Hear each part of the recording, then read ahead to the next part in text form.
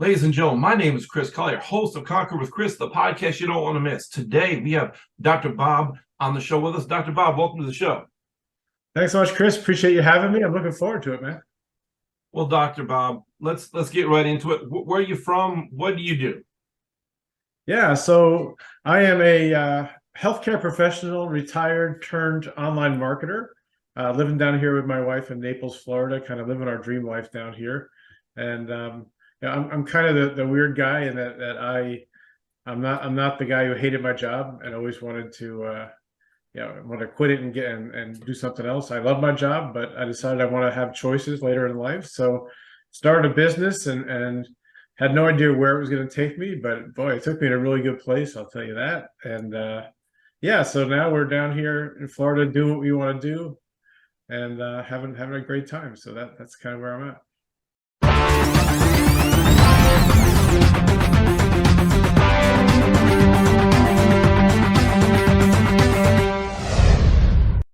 So let's get something straight for the listeners so they don't find you on Facebook and start DMing you. What kind of doctor are you? Yeah, so I'm not a medical doctor. I have a PhD in reproductive biology. And what I did in my healthcare career is that I ran infertility laboratories up and down the East Coast of the US. So we helped couples who were struggling to, have a family, and that was, really rewarding. It was really fun. And yeah, I think we figured out at one point that we had a hand, and I say we because my wife worked with me. We had a hand in over 25,000 births in the U.S. So that was very rewarding for sure. Well, you can trust Dr. Bob. He always delivers. How long you been waiting to say that, man? As soon as I found out that's what you did, it came to mind. So yeah, pretty quick on my feet. So you became a doctor of full-time income with part-time effort. So let's go back over your story. And how did you get there? So let's go back, rewind a little bit, and tell us a little bit about your story, sir. Yeah, so I'll tell part of the story I don't usually tell for your listeners because it's nice. But I was in not a great place in my life. I'd gotten divorced. Nothing, things were not going well in my personal life, and met a great woman, and we wanted to get married, and we did, and we want to have something just for us, because we both had kids from different marriages, and we want to have something just for us, and so we'd like to start a business, but we had no idea what, right? So this is the funniest story, Chris. You'll get a kick out of this. But back when I had hair, I had to go to a barber shop. And I went up to my local barbershop. I was sitting there waiting for the next appointment, and looking around on the coffee table for something to read. And I picked up this brochure, and I'm going through it, and I'm like, "Wow, this is like for a home business. This is pretty cool." And it was a network marketing company, and kudos to the person who left it there because they got a commission when I joined. And that's how we started, man. That's how we got going. We knew nothing. I mean, absolutely zero about any of this. We're healthcare professionals. We're not business people. So to say our learning curve was long and twisted would be an understatement. But we eventually did get it all figured out, and we got really good at getting the most important things done for our business in the shortest period of time. If I had to say that was our superpower back then, that's what it was. So, we got 30 minutes. We were able to hammer home the 2 or 3 activities that we had to do. And that's what made the difference, because up till then, we were all over the place. That's interesting. So you're really a doctor of compression, right? You know how to compress things down and get the most things done. So let's talk about the person who doesn't have a whole lot of time to make money online. What would be some of your suggestions to them to help them focus and get the right things done? Yeah, I mean, first of all, it's being aware that you need to focus, because a lot of people are not aware of that. They're just kind of all over the place. So the first step is in anything you want to change, right? It's awareness.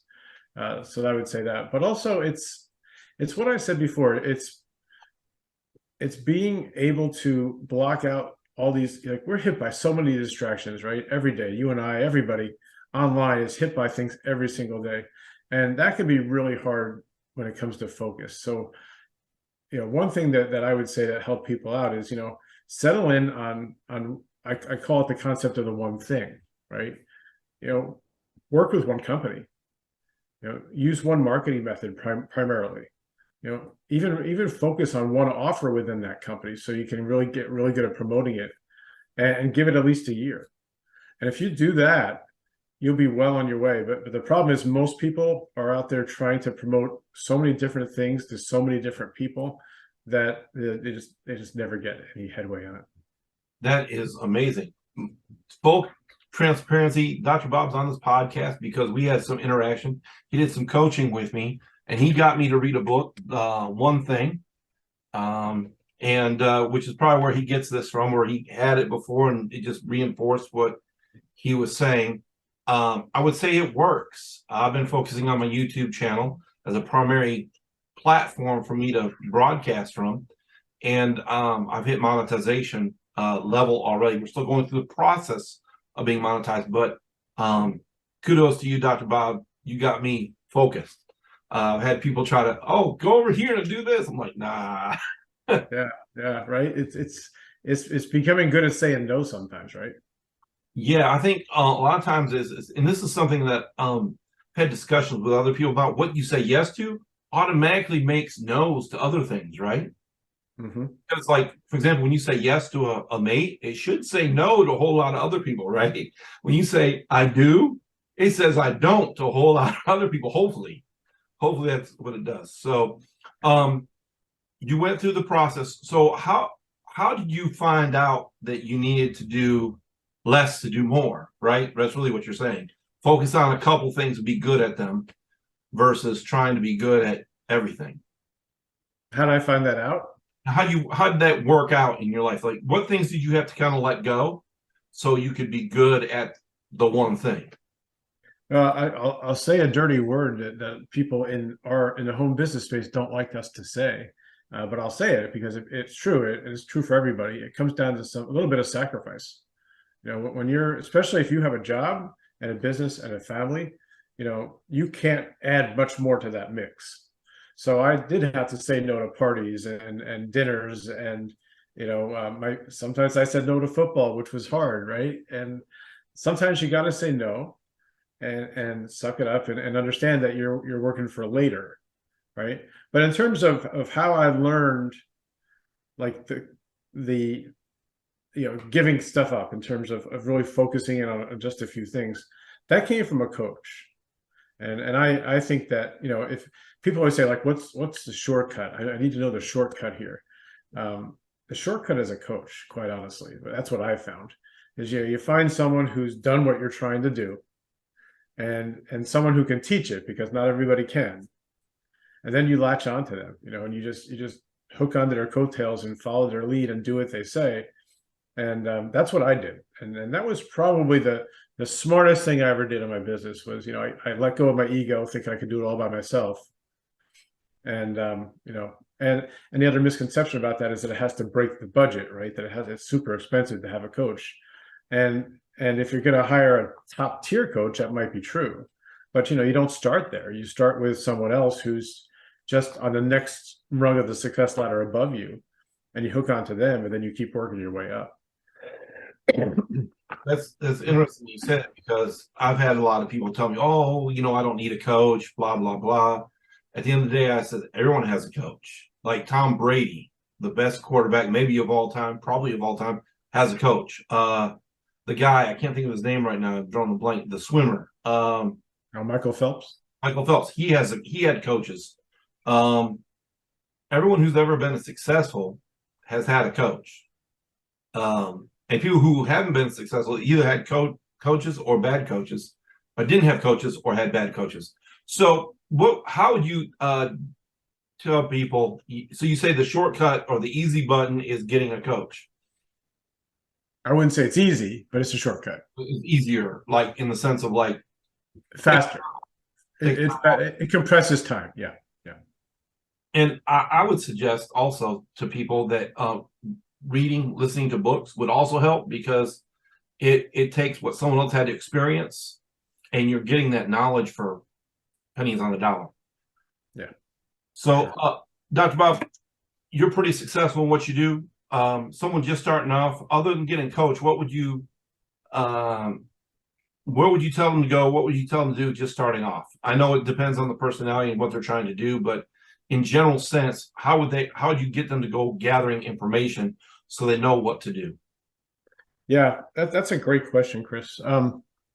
I made a mistake when I first started. Well, initially I didn't make a mistake, but later I made a mistake.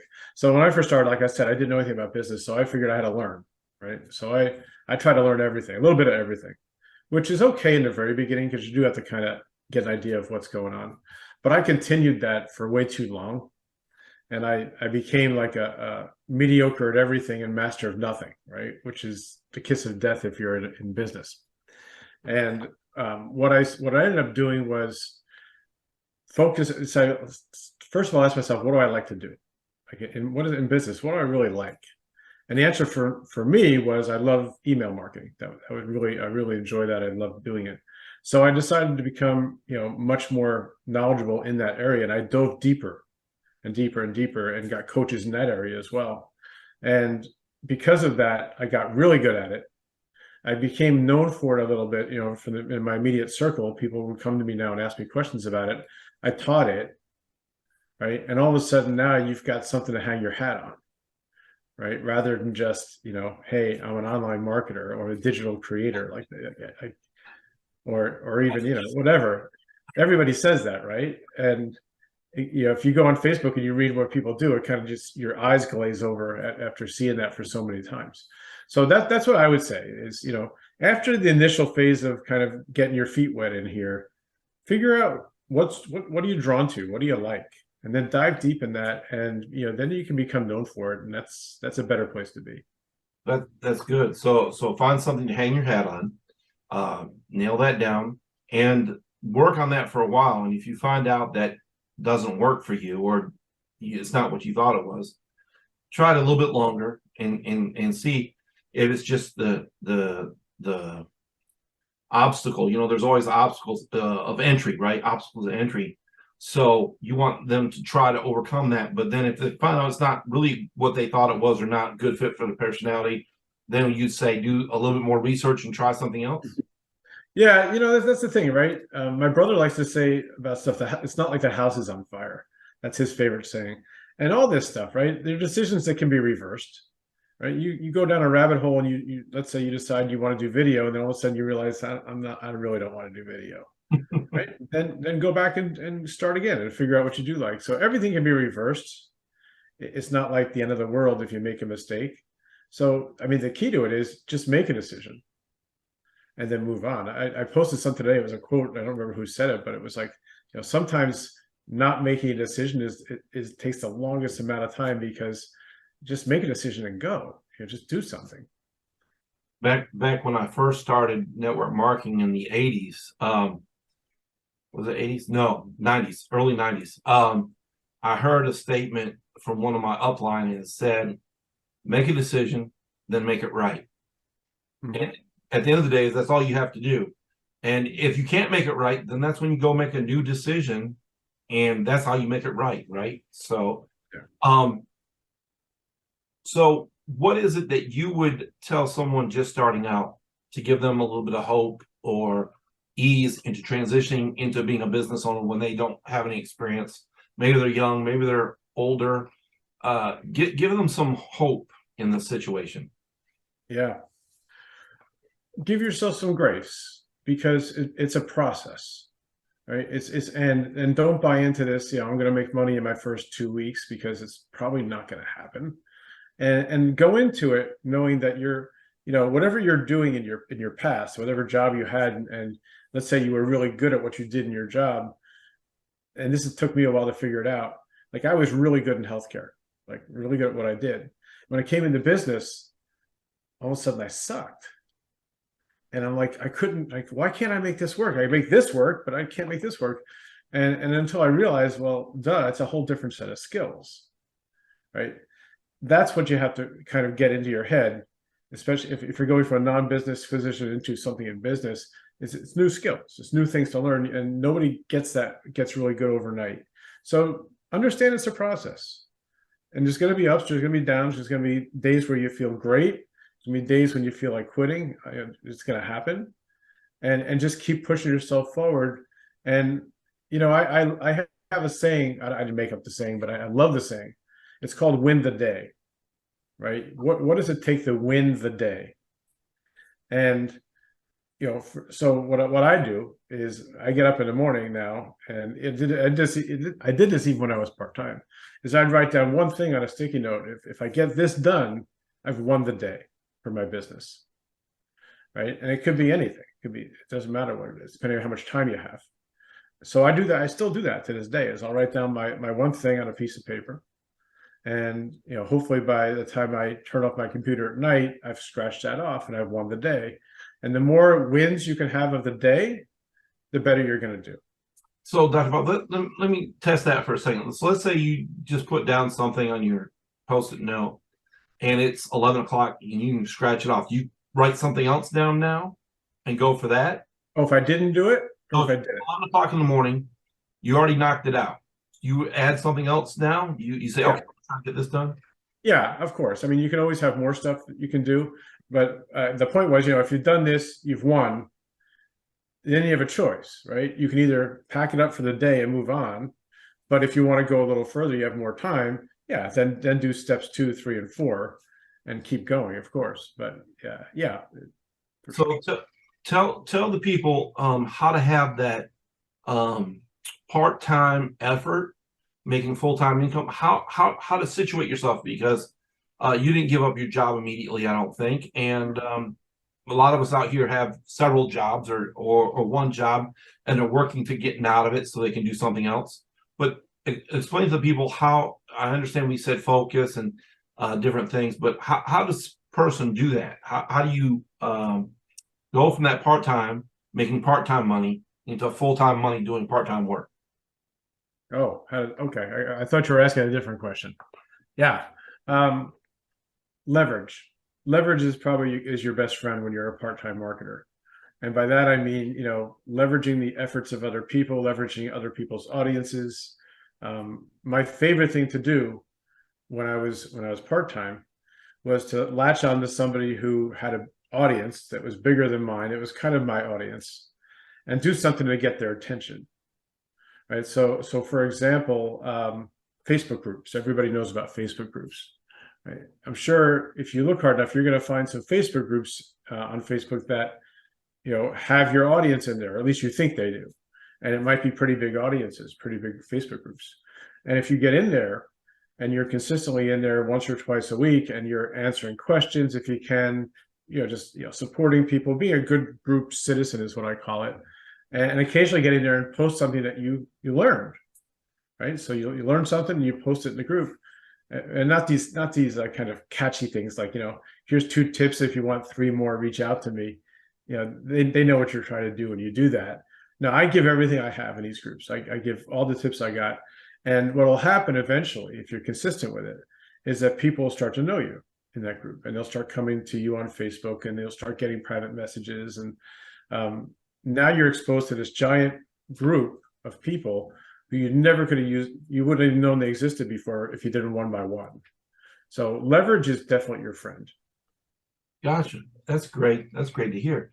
And so, Dr. Bob, how do people reach out to you if they want to talk to you or find you? Well, I'm on Facebook for sure. If people want to just go over to my blog, I have a free blog. I've had it for almost 15 years now, so there's lots of free resources on there. That's bobandrosemary.com. They can get that. And if you want a freebie, which is kind of like, I love to give freebies out. What I've done, Chris, is I've kind of listened to everybody, all my coaching clients and all the people I've worked with. And the biggest thing they always tell me is like, I need a plan. Just give me a plan, something I can do every day. So, because that's the kiss of death, right? I don't know about you, but if I sit at my computer, I'm like, what should I do today? It's done, right? It's just done, because I ended up on YouTube or TikTok or something. That rabbit hole never ends. Yeah, exactly. So I created this little plan for everybody, and if you want that, it's over at bobandrosemary.com/plan.